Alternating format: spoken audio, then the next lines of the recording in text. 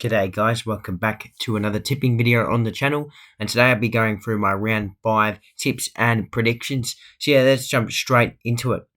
So yeah, first game of the round is between Melbourne and Brisbane at the G. Now Brisbane are coming off a good gather round win, so credit to them. They were able to finally get their first win of the season, and yeah, they played a pretty good game, albeit they were a bit inaccurate. But yeah, 16 goals, 16, that is pretty bad. But, who cares? It was against North Melbourne. They just had to find a way to win, didn't they? And they managed to score 112 points, which was, impressive for them. Their forward line looked dangerous. Their midfield was back to its best. McCluggage was huge. Zorko was fantastic. Josh Dunkley was really good. So, yeah, really, really good for them. And, they'll be heading into this game with some confidence and wanting to win for Lachie Neale's 250th game, that's for sure as well. And Melbourne, they were really, really impressive, I thought, in gather round. And even before then, their form has been absolutely fantastic, right up there with Geelong's and Carlton's and GWS's at the moment. And 2 wins in 5 days at the Adelaide Oval is a fantastically crazy record, and good on them for doing it as well. They've fixed their forward line woes perhaps now with, their forward line, kicking a lot more goals. Bailey Fritsch has been superb, unfortunately, so far this year. And, they've looked a really dangerous side so far, but maybe showed a little bit of fatigue last Thursday night. So does that come into this game again? Possibly. But it is at the MCG, so I'm not brave enough to tip Brisbane, and they haven't beaten anyone good yet. So I'm going to back in the D's here by 12 points. So a relatively close game, and my big call, Brisbane kick 5 or less second half goals. Now, moving on to Friday night. Big game, this one, arguably the biggest and toughest to tip of the round, in the Western Bulldogs taking on Essendon at Marvel. Now, because this one is at Marvel, you've got to consider both teams. I mean, Essendon have, they won their first game this year at Marvel, and, they've been relatively good, but albeit last week, that was, very, very, very disappointing. Horrific from them in recent weeks. And look, they've got to find a way to, get through it, and they've got a lot of injuries as well. Ridley will probably be out for another month. Archie Perkins will be out for a couple with a hamstring strain. So, they're finding injuries to key players, which is just really, really bad, and it could derail their season. And in my opinion, this game, if they don't win this, then finals could already be over. I know it's early, but Essendon simply have to win this game, and so do the Bulldogs, who have, in my opinion, the loser of this game will not make the finals, confirmed. It's just going to be such a hard and tough ask for a team. Both these teams, they have good players, but very, very, very doubtful over them both, I guess. And I have no belief in the Bulldogs at the moment. I haven't backed them in. I am unbullish on them. And Bevo is probably the coach that I think is probably most under the pump at the moment. Just got to get his side over the line, and this one failed to do so against Geelong in gather round, albeit they were pretty impressive. Their forward line was fantastic, led by Sam Darcy. The youngster kicked 3 goals and got the Rising Star nomination for this week, so good on him. And their midfield, again, Treloar, Liberatore, Bontempelli, they're all fantastic. And, their defence has been quite impressive, and, their offensive ball movement has been quite impressive to start the season and in the last 2 weeks. I'll give them that. And because of that, I'm going to back the Bulldogs in. It's the Bulldogs offense versus the Essendon edge at the moment, and I think the Bulldogs offense is probably a little bit more safe to tip. Also, their intercepting has been superb as well, absolute class.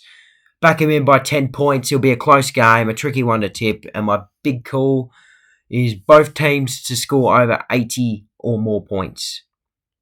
Now, moving on to the Saturday, I will warn you guys, I've got a lot of player big calls in this video. I know I haven't had one yet, but I think the rest are all player big calls. Yeah, I don't know, something about them at the moment. I'm just really, really into doing them. I don't know why. But anyways, moving on. First game on the Saturday, GWS versus St Kilda.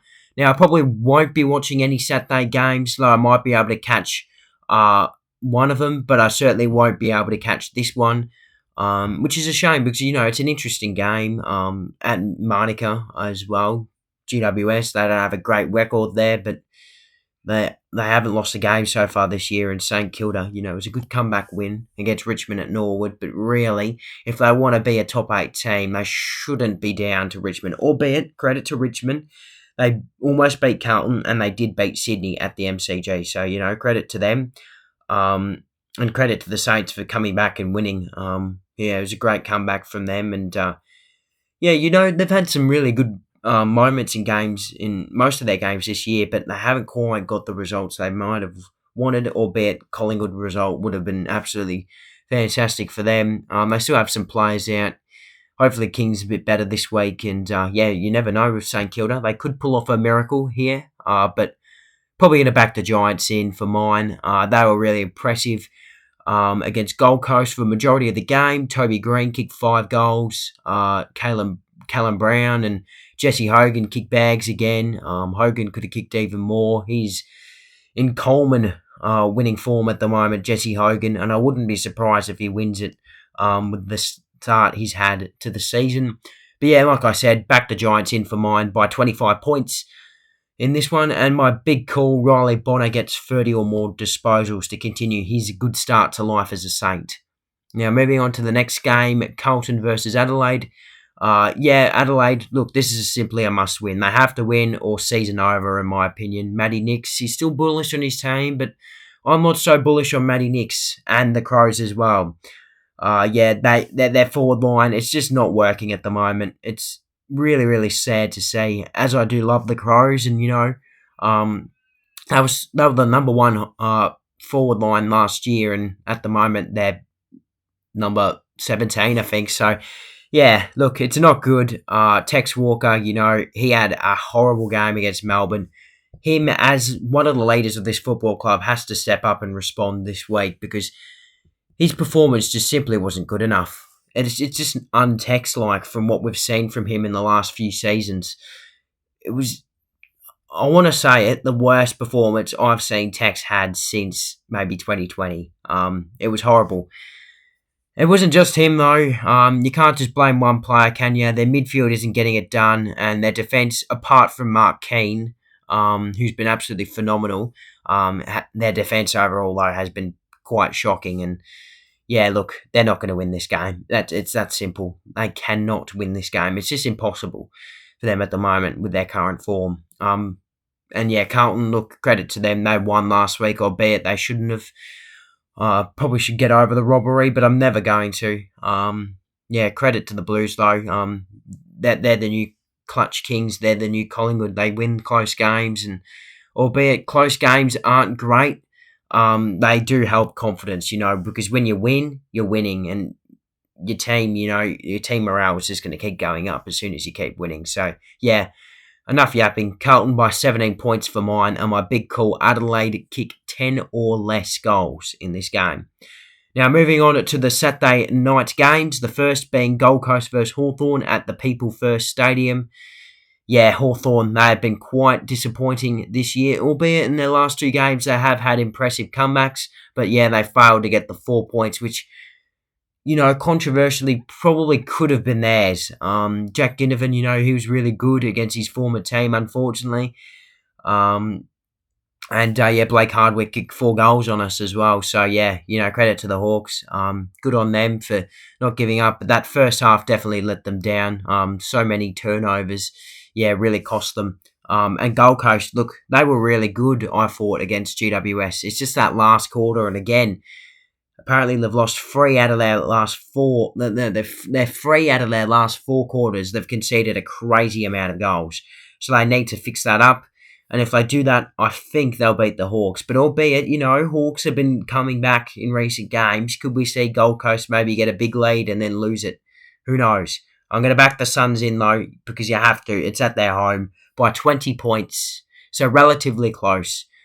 And my big call, I want to say, this is probably the biggest, craziest, weirdest, and if it happens, it would be the best big call I've ever done in the last 3 seasons of been doing big calls.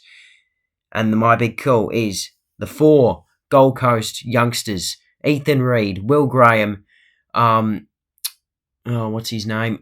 Sam Closey and Jed Walter combined for 50 or more disposals and 3 or more goals. If that happens, pat on the back for me. Now, next game, Port Adelaide versus Fremantle, also on that Saturday night. Now, Port Adelaide, look, they were absolutely unbelievable last week. They just proved to everyone that they are a top 8 team, in my opinion, and possibly even top 4. Their forward line is fantastic. Their midfield is fantastic. Their defence, in my opinion, is incredibly underrated.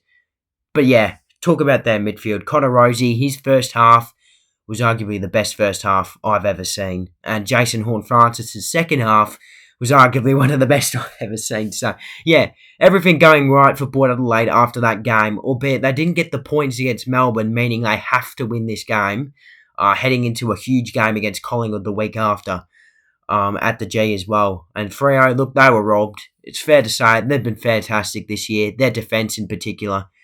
It'll be interesting to see if Jeremy Finlayson gets a suspension, because at the time I'm recording this, there's absolutely no news about it except, he's apologised about, his homophobic slur.